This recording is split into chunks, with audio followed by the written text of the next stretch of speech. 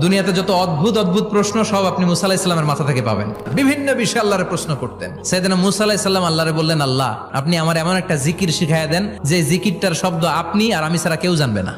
দিনে রাতে সব সময় এই জিকির আমি করব, আপনারে ডাকবো, কিন্তু শর্ত হলো এই জিকিরটা জানবে শুধু আপনি আর জানবো শুধু আমি। আল্লাহ বললেন, মুসা পড়ো লা ইলাহা ইল্লাল্লাহ। মুসা আলাইহিস সালাম কয়, মাবুদ এটা তো জাতীয় জিকির, সবাই জানে। আমি তো চাইছি এক্সেলেন্ট একটা জিকির, কারো কাছে নাই, শুধু আমি জানবো আর আমি পড়বো।